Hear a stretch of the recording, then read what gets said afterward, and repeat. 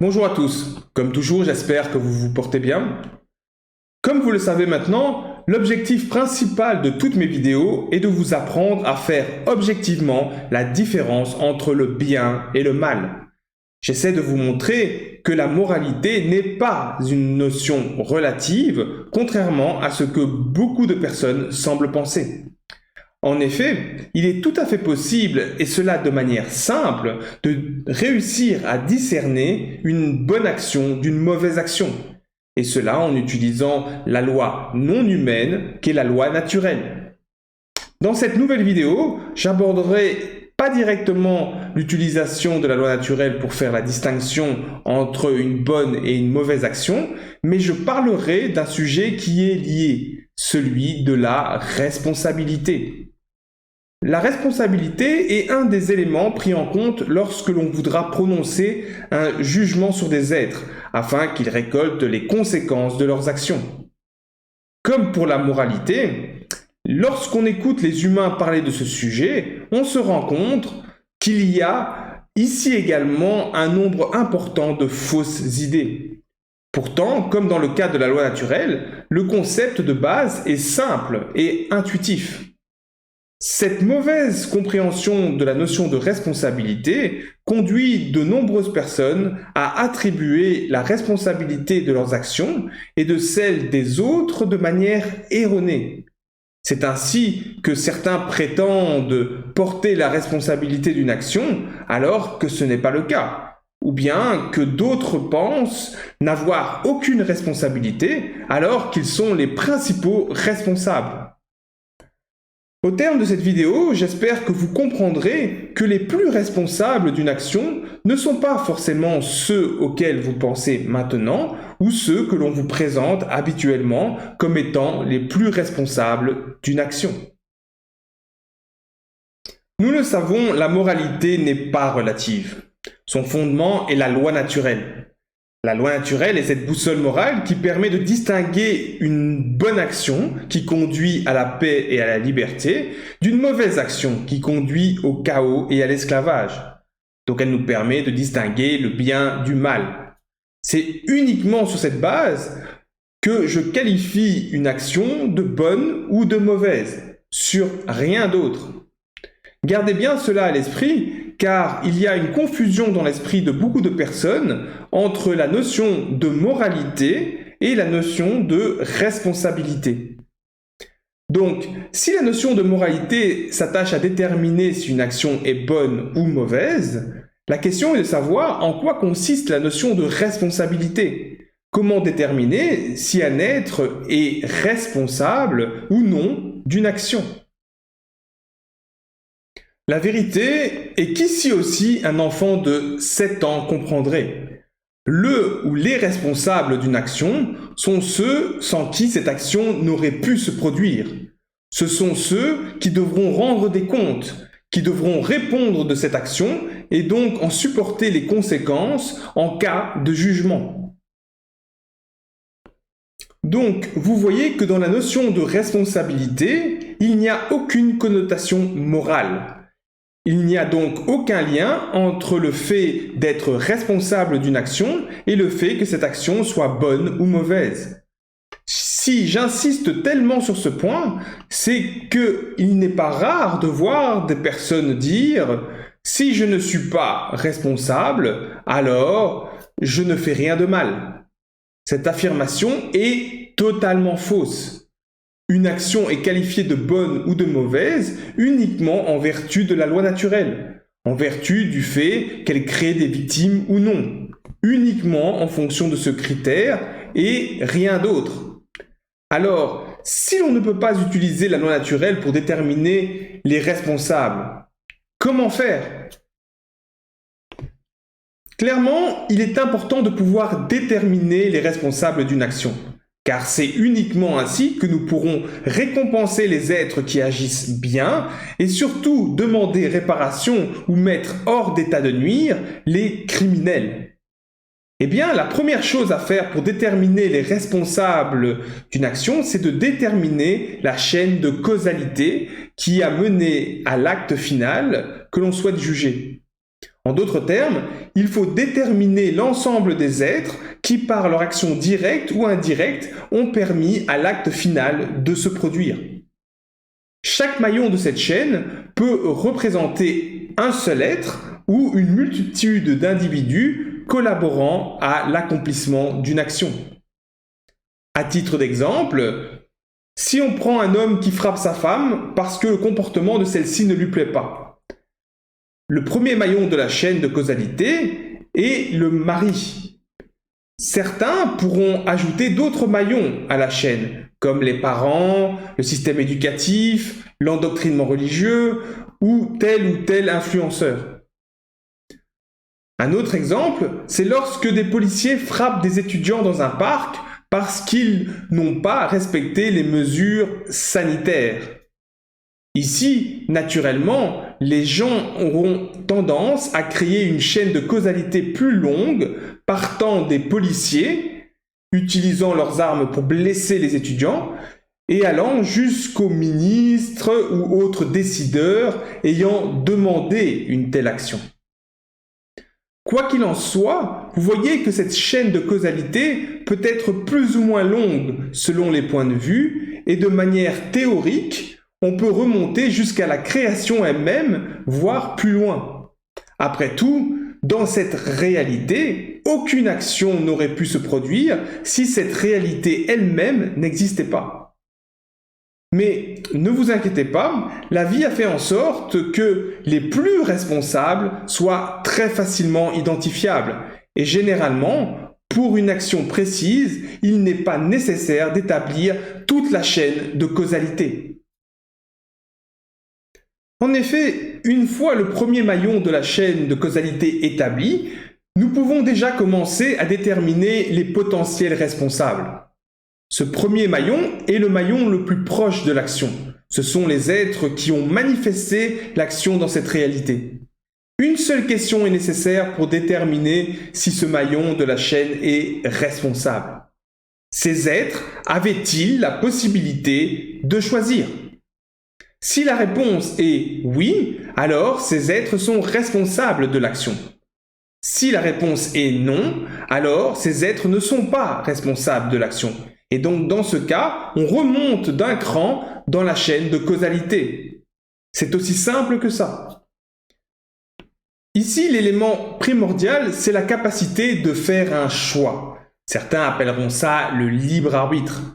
Est-ce que l'être ou les êtres du maillon possèdent la faculté de choisir entre effectuer ou non l'action ? Si après analyse on se rend compte que les êtres de ce maillon avaient la possibilité de choisir et qu'ils étaient conscients au moment des faits, alors ils sont désignés comme responsables. Ici, je ferai juste une petite remarque. C'est que même si je ne peux pas être sûr à 100% que le choix s'est présenté dans l'esprit d'une autre créature, dans le cas particulier des humains, il semble qu'ils soient capables par nature de pouvoir choisir. Je sais que certaines personnes pensent que le libre arbitre dans l'absolu n'est qu'une illusion, et donc qu'ultimement tous les êtres peuvent reporter la responsabilité sur la source, Dieu, la vie ou le mystère qu'est cette réalité.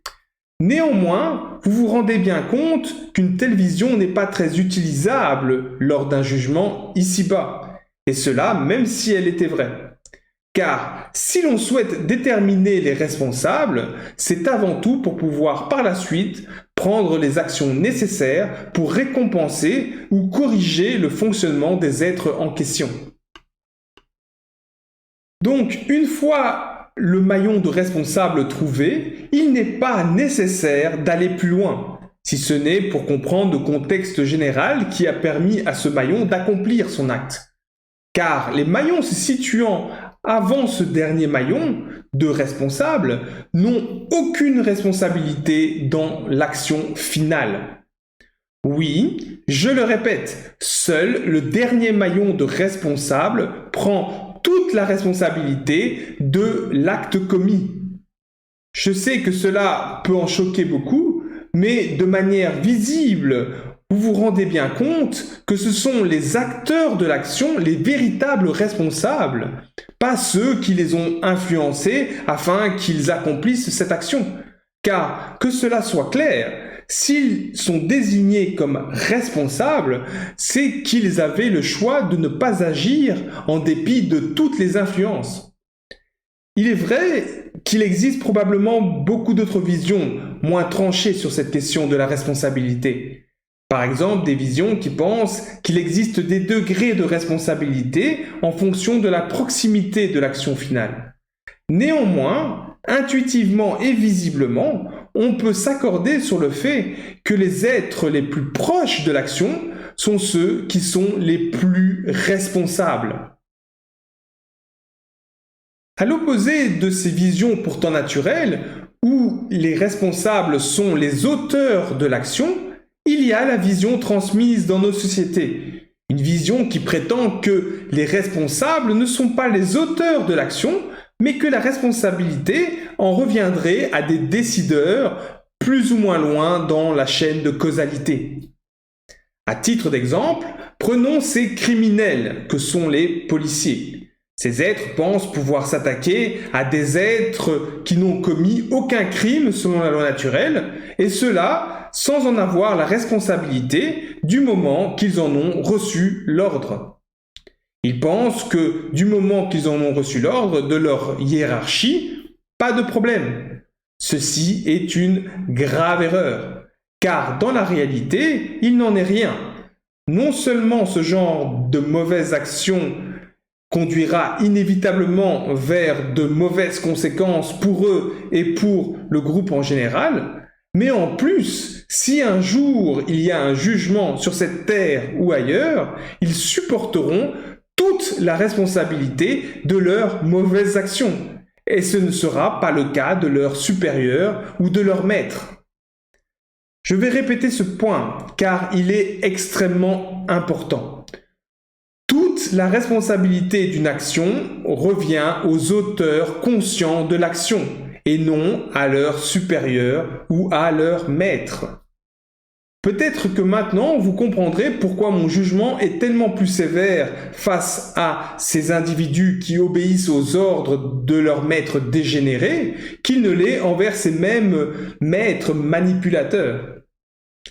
Maintenant, on peut se demander si c'est vraiment surprenant qu'une société immorale et malade comme la nôtre encourage et propage une telle vision. Après tout, c'est grâce à cette vision complètement inversée de la réalité que des hommes et des femmes peuvent commettre les actes les plus immoraux en pensant déléguer leurs responsabilités à leur maître. Malheureusement pour eux, il n'en est rien. La responsabilité ne se délègue jamais. On ne peut pas y renoncer.